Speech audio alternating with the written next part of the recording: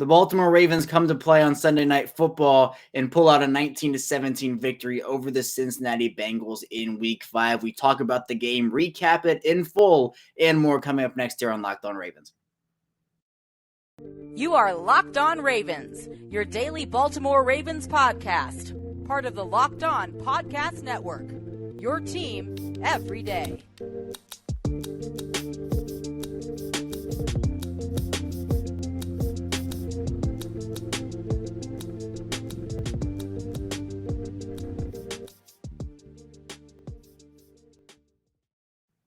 And we are back. Another episode here of Locked On Ravens, your daily Baltimore Ravens podcast. I'm your host, Kevin Ostreicher of Ravens Wire. We are here on the Locked On Podcast Network, your team every day. And thank you so much, as always, for tuning in here today, making Locked On Ravens your first listen of the day. We're free and available on all platforms, including over on YouTube. And today's episode of Locked On Ravens is presented by PrizePicks.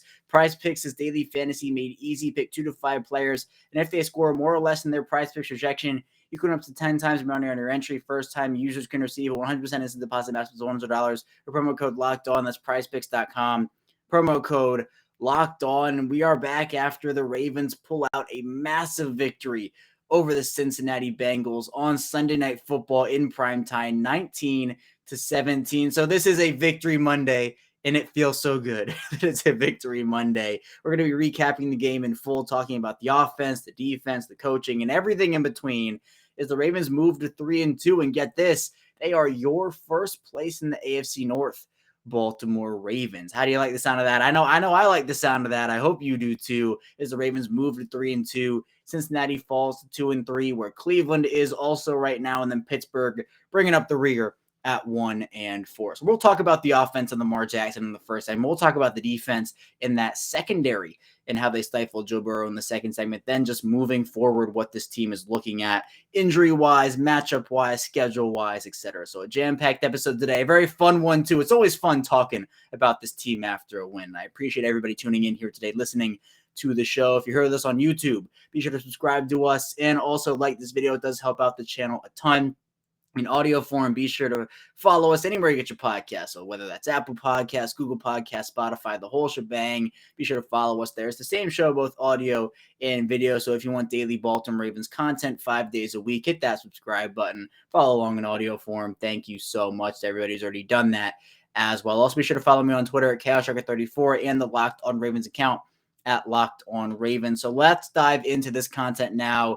Let's do it. I mean, we have a team here in the Ravens that, look, this game wasn't a necessarily must win from a playoff perspective where they were going to get eliminated from the playoffs. And this was the season, right? The season on the line. But to an extent, it kind of was a must win game in a couple different aspects. I mean, after what the Ravens have, I guess, gone through or put themselves through over the first 4 weeks in terms of the crazy comebacks they've had against them, and the defensive collapses, the offense not scoring points in certain halves.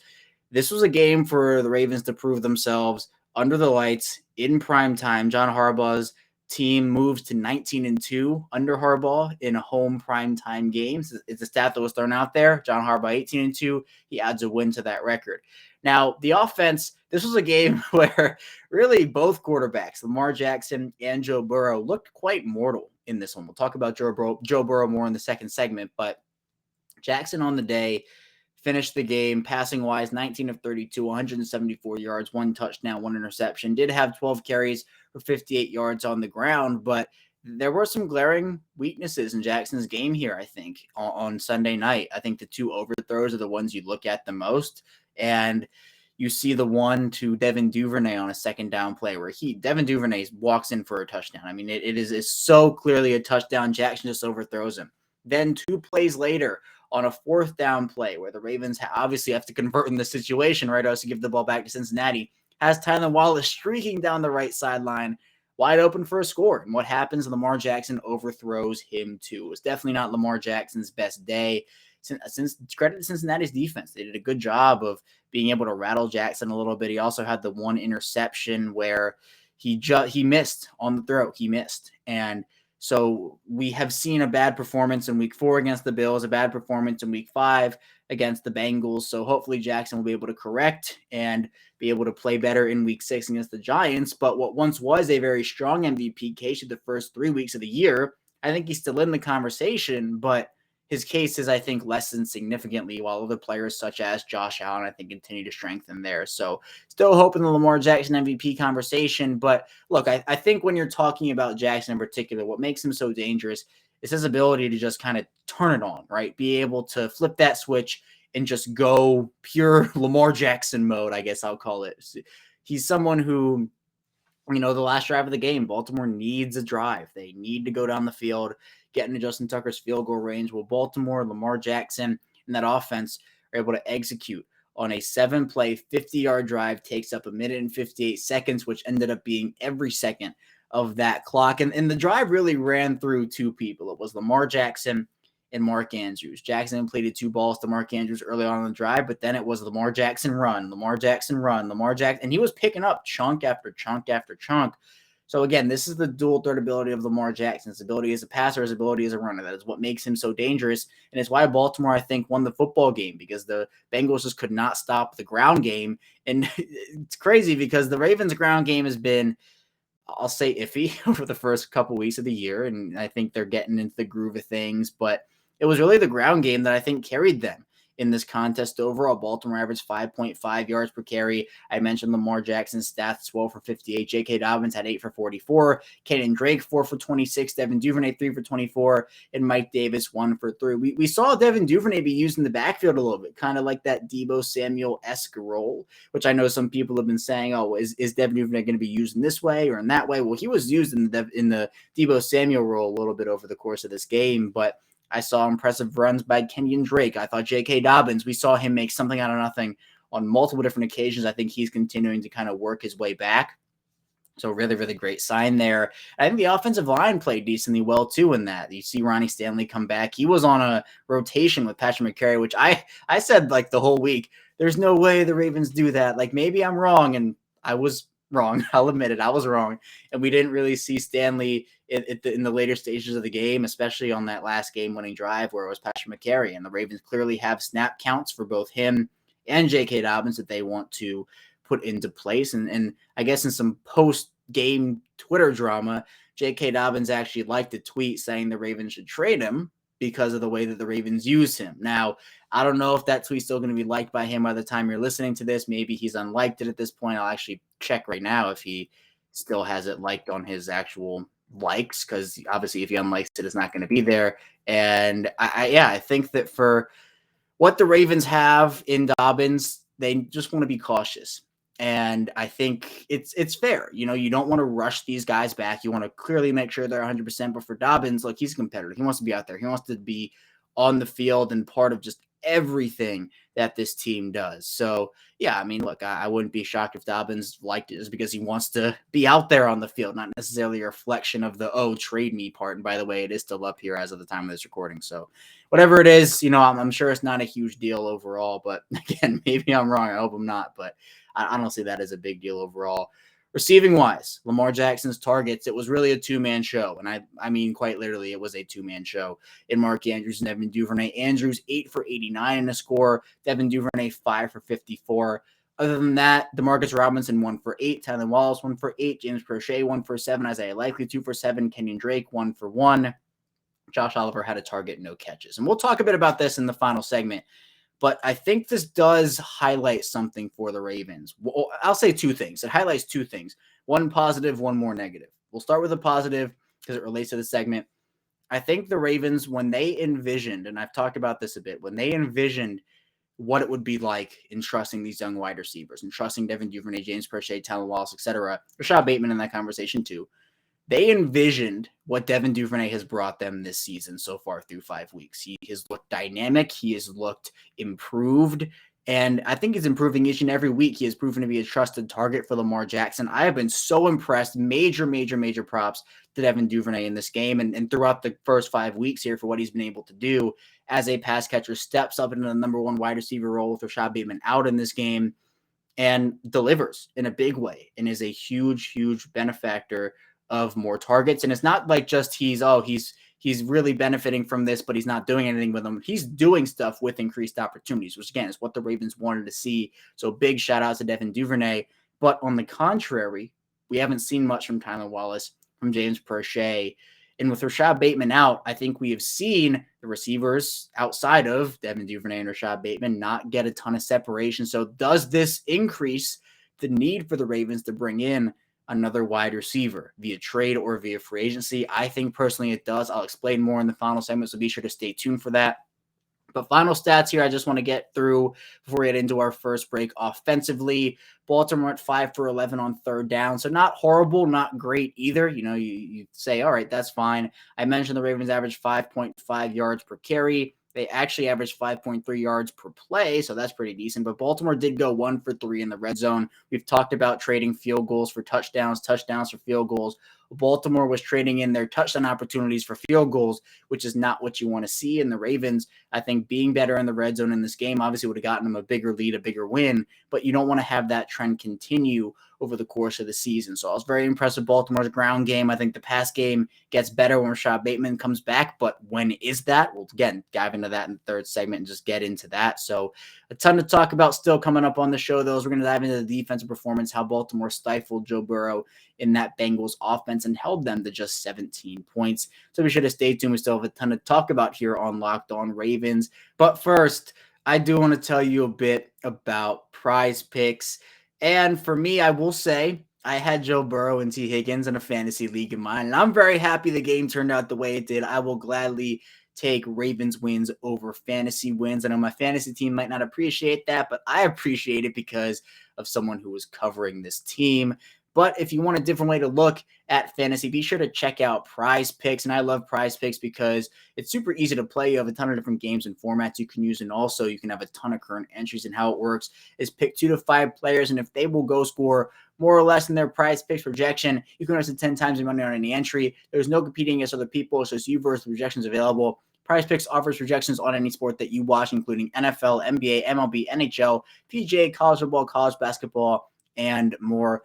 Entries can be made in 60 seconds or less. It's that easy. They have safe and fast withdrawals, and they're currently operational in over 30 states and Canada. So download the PrizePicks app. Go to PrizePicks.com to sign up and play daily fantasy sports. First-time users can receive 100% instant deposit match with $100 with promo code Locked On. That means if you deposit $100, PrizePicks will give you $100. You deposit $50, PrizePicks will give you $50. Don't forget to enter promo code Locked On and sign up for an instant deposit match of up to $100. We're back here. Our second segment of Locked On Ravens. Kevin Oestreicher, your host, still hanging out with you here, talking on a victory Monday, a glorious victory Monday at that as Baltimore holds off the Cincinnati Bengals 19-17. Big credit to the defense, though, and what they were able to do against Joe Burrow and this Bengals offense. And talking about Burrow in particular, they held him to just 24-35, 217 yards, 1 touchdown, 1 interception on the day. I mean, let's face it. Joe Burrow looked uncomfortable. Joe Burrow was ineffective for the majority of this game.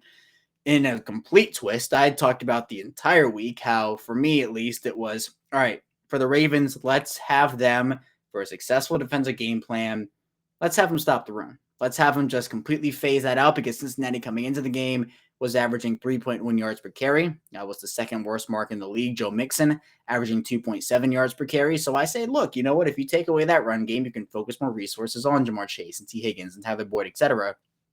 Well, it was the opposite. In fact, the complete opposite. Where the Ravens, I'd say, pretty much took away the Bengals' pass game, at least their big playability in the pass game. They were able to still complete some stuff on checkdowns, screen passes, etc., some of which did gash the Ravens. But one of my keys was also do not let the Bengals get anything deep. Don't let the big plays happen. Don't let people get behind you. And the biggest play of the day for the Bengals was a 33-yard catch by Mike Thomas. Other than that, you had, 19 and 15 and 18, etc., but it wasn't like they were getting burned for constant 40-yarders, constant 30-yarders, etc. I give a big shout-out to the secondary. Marlon Humphrey is playing Marlon Humphrey football again. He is back in that elite tier. Not that he ever really left, but I think last year he had a down year based off of standards. He's back in that conversation, in my opinion. That top 2, not 2 conversation, and I'm talking about there. Marcus Peters also has come back with a vengeance, a resurgence for Marcus Peters, and he's still getting back into the swing of things, obviously coming off his ACL injury. But look, him and Marlon Humphrey are back to being that fruit punch, juice punch, whatever you want to call it, fruit juice duo that you call it. I mean, they are absolutely incredible there with Fruit Punch and Juice Man over there, that two-corner duo. You also have players like Brandon Stevens, Pepe Williams, who I thought had a great game stepping up. Also, though, there is some bad news in the secondary as John Harbaugh did announce that Marcus Williams, the prize free agent acquisition of Baltimore's 2022 offseason, did end up suffering a dislocated wrist. It's going to cost them some significant time. That's a big loss. Huge, huge loss for the Ravens. Now, the Ravens do have depth at safety: Chuck Clark, Kyle Hamilton, Geno Stone, etc. But the fact of the matter is Marcus Williams was one of the premier playmakers on that defense. Obviously, the 3 interceptions he had through the first 2 weeks of the year were huge. He's someone who the Ravens, again, haven't had that back half presence since Earl Thomas in 2019 on the field. And Ed Reed. I mean, you have to have, I think, if you're the Ravens, some of that back-end presence of Marcus Williams. So I think that's a big loss. I'm not saying the guys can't fill in for Marcus Williams that are going to be able to fill in for him, but I think that's a blow that cannot be overlooked, in my opinion. But still, despite that, Marcus Williams left the game decently early, or at least somewhat early. So you look at that and you look at still how the Ravens secondary was able to perform. It was, again, a ton of checkdowns. Joe Burrow averaged 4 air yards per attempt, by far the worst mark of his career. So big shout out to the secondary. Big shout out to Mike McDonald and that defense. Pressure-wise, the Ravens did only get 2 sacks on Joe Burrow. We're still able to come out with a win. But, it was guys like Calais Campbell getting some pressure. You had Josh Bynes steaming up the middle, and he absolutely crushed Joe Burrow on his sack. Brent Urban, a pass deflection, big day for pass, or I guess big night for pass deflections. And I think that's one area. Jason Pierre-Paul, I mean, he has a sack, 2 pass deflections on back-to-back plays. Jason Pierre-Paul's a disruptor. It's kind of the word we threw around with Odafe Owe during his pre-draft process. And, after the Ravens drafted him, he's a disruptor, isn't going to necessarily show up on the stat sheet and have 10 tackles and a sack every game. Now, Pierre-Paul had a sack in this game, but he's able to impact the game in multiple different ways. And I think still with Justin Houston being out, they had to have someone step up there. I think Pierre-Paul did a really, really good job in this game. So shout out to Jason Pierre-Paul and what he was able to do. But a lot of people, when they're talking about this game, we talked about the secondary, Marlon Humphrey, Marcus Peters. People forget, well, I'm sure many Ravens fans and the Ravens didn't forget, but Joe Burrow torched this team twice in 2021. And I think the second matchup in week 16 for a lot of people is memorable. Well, both are memorable. The first one, Jamar Chase goes for 201 receiving. The second game, Joe Burrow 525. But there is a difference in personnel defensively for the Ravens this year compared to last year, especially in the cornerback room. The Ravens' top 4 corners in this game were Marlon Humphrey, Marcus Peters, Brandon Stevens, Pepe Williams. You go back to last year, the Ravens' top 4 corners in that game. Let's go down memory lane. Let's do it. Anthony Averett, Tavon Young, Kevon Seymour, Darrell Worley. It's a big difference. It's a very, very, very, very big difference. And I'm not saying Joe Burrow is a bad quarterback. I still think he's a good quarterback. But there is a clear talent upgrade in the Baltimore secondary where Joe Burrow is not going to throw for 525 on this defense when they have those guys. At least I wouldn't think so.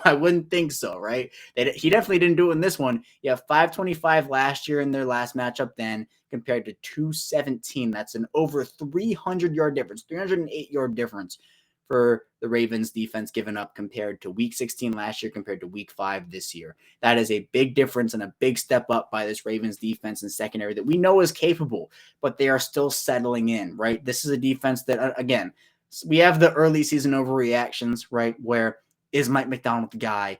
Is the secondary not good anymore? Do they need changes here, changes there? Mike McDonald's adjusting. He's getting familiar with the NFL game as a defensive coordinator or play caller. You're getting guys back like Marcus Peters and others as well. You're losing guys too, right? You lose Steven Means and Vince Beagle. Justin Houston goes out, right? You have to deal with that. Kyle Fuller, you're rotating in personnel.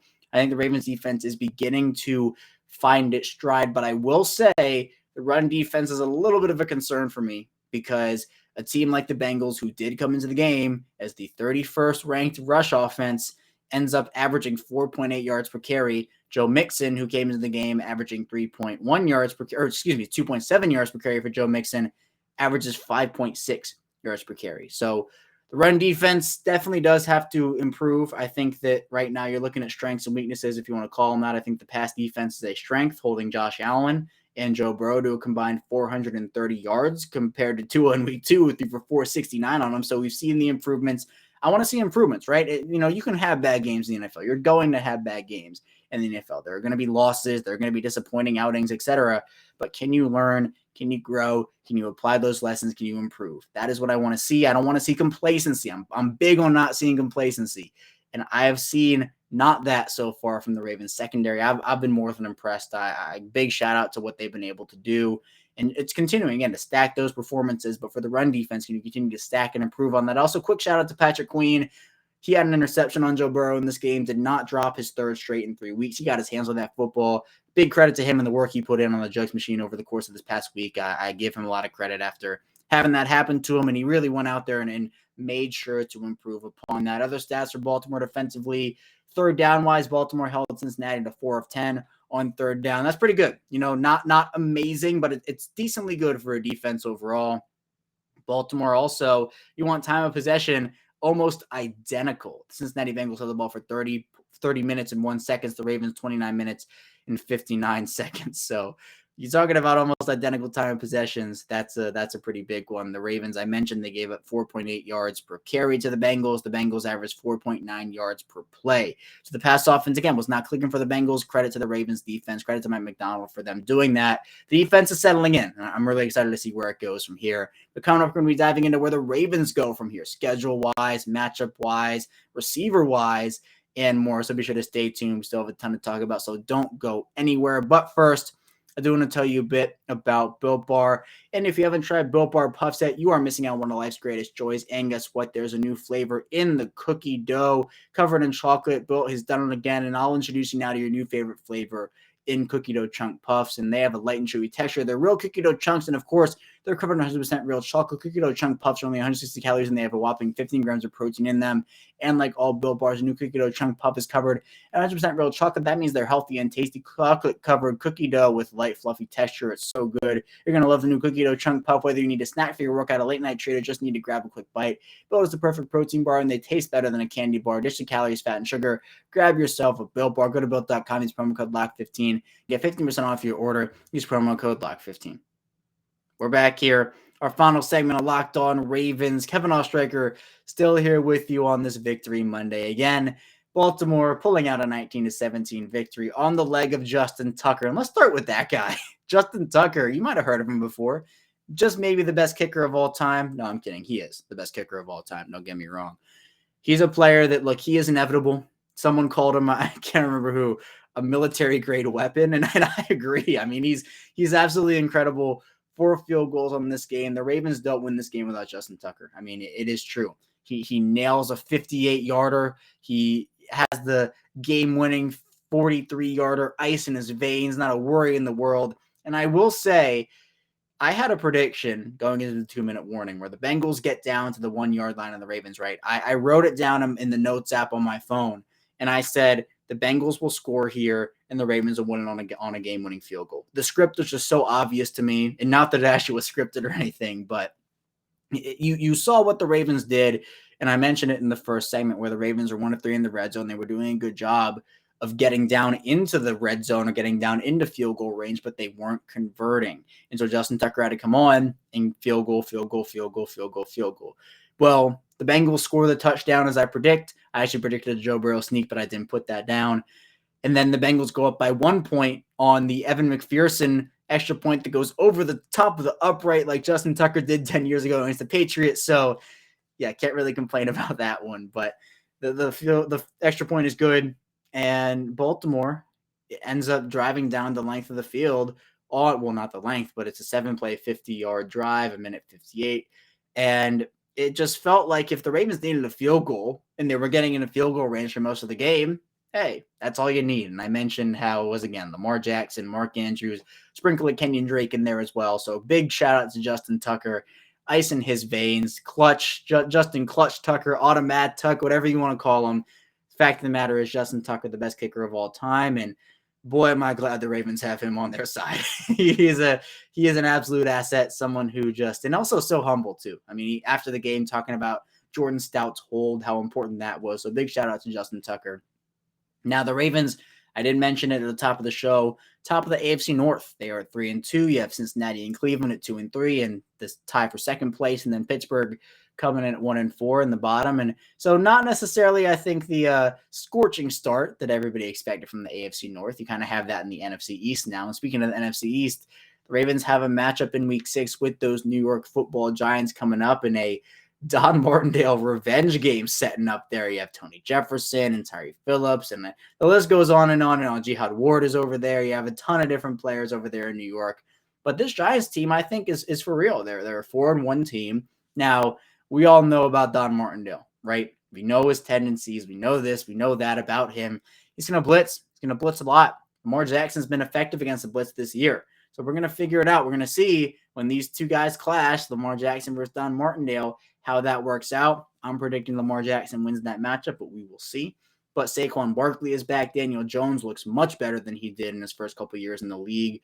And that ground game is carrying the Giants. Saquon, I think, might pose an issue for this Ravens ground game. So can you take away the pass game enough to maybe sell out for the run a bit more than you should? We'll see what happens there. But I do want to talk about the point that I mentioned in the first segment towards the end of the segment about the Ravens and receivers. Devin Duvernay, Rashad Bateman, those are two guys right now that I'm pretty confident in overall, right? Bateman is now out, though, with a foot injury. Who knows when he's going to return? That's the big question. When is Rashad Bateman going to come back? In the meantime, everybody moves up a rung on the ladder. So it's Devin Duvernay at number 1. I guess Demarcus Robinson, number 2, James Prochet, 3, Tylan Wallace, 4, etc. Well, what if Devin Duvernay goes now? Where are you left in a receiver department there? Now, obviously, Mark Andrews is the number 1 pass catcher. I'm not debating that at all. If Mark Andrews is available and healthy and out there and playing, Lamar Jackson has a top flight receiver to throw the football to by proxy in a tight end in Mark Andrews. But you want to have more guys out there than Mark Andrews. You don't want to have a defense selling out 4 guys. You don't want Mark Andrews quadruple teamed every single play and the defense not being worried against the other guys. So I still think Baltimore needs to add a quality veteran receiver to this team, whether that is through free agency or through trade. There have been rumors swirling, where's DJ Moore's availability? What would he do? Robbie Anderson. Carolina's a train wreck right now. So maybe there's something there. I don't know. Maybe Washington. I don't know there either. But free agent wise, Odell Beckham is still available. Apparently he's eyeing a November return. So maybe Baltimore makes a move there. Maybe you have Will Fuller, who is still available also. But I just think, you're kind of not on thin ice, but you're playing with fire a little bit if you're the Ravens when you're talking about what they have at receiver. And Bateman's already out, and you're starting to – the fires, it got a little bigger. And if the Ravens lose Devin Duvernay, which I absolutely hope does not happen, right? I really, really want to see Devin Duvernay continue to ascend. But this is football. Injuries happen in football for all 32 teams. It's a fact. So if the Ravens get unlucky, and hopefully they don't, and lose Devin Duvernay as well, maybe Bateman doesn't come back for, who knows, 2, 3, 4, 5, however many weeks, you're now talking about Demarcus Robinson is your number 1, James Prochet is your number 2, Tylan Wallace is your number 3, and those guys haven't shown me enough right now. Maybe they will, but right now they haven't shown me enough to where I can say, oh yeah, if the Ravens are missing 1 or 2 of their top receivers, I'm completely confident in the other receivers on the roster. Right now I can't say that. So I do think adding another receiver would be beneficial for them. Trade deadline is coming up decently soon here. So maybe Baltimore will try to make a move for another wide receiver, for another maybe pass rusher. I don't know. We'll kind of have those conversations as the trade deadline does draw closer. But for right now, this is a team that pulled out a gutsy win, and they needed it. They needed this win in a pretty bad way, and while it wasn't a must-win, I do think that it was rather important to get a divisional win, a conference win, snap that home losing streak. This is a team that went 1-5 in their division in 2021, so just kind of getting back on track. And I know it's been kind of an up and down and up and down and up and down season, but it almost felt like it could have gone that way. And again, being 2-2 to start the year through those first 4 weeks wasn't bad in its own right. It was bad how they got there. It was bad that they blew the leads. It was bad the offense couldn't score in the second half. I just want to see a bit more consistency, but I'm very impressed with what I saw on Sunday night. Was it perfect? No, it was not perfect. Lamar Jackson, I think, didn't have a great game. You have a couple other areas, both on offense and on defense, you want to improve upon. But the fact that the Ravens can still win a game like this in a grinded out game like this, where a lot of people had it as a pretty high scoring affair between two high powered offenses. It turned into an offensive battle, a kicker battle, and the Ravens won it. So that gives me confidence for the future, especially if Lamar can get back on track, which I'm 100% anticipating that will happen when the Ravens start to get some of their guys back from injury as well. When Ronnie Stanley, J.K. Dobbins get off these pitch counts, etc. And also when you start to get guys like Tyus Bowser, Gus Edwards, etc. back from injuries. I think Baltimore is setting up for a pretty solid middle of the season here. Their schedule also gets a little bit fluffy in the middle there. They don't have necessarily a super duper hard schedule, but you can't overlook teams. But I'm very impressed with the Sunday night win over Cincinnati again, 19-17. Justin Tucker, a lot of people are saying thank you to him this morning, whenever you're listening this afternoon, whenever it may be. And I think for the Ravens, they are in good hands with Lamar Jackson, with Justin Tucker, and with some of those guys on defense as well. Don't count out Marlon Humphrey, Marcus Peters, and that secondary. But that's all I have for you here today on Locked On Ravens. Thank you so much for tuning in today. When we get back here tomorrow, we're continuing to recap this 19-17 victory for the Ravens. So be sure to stay tuned for that, and I will see you right back here tomorrow.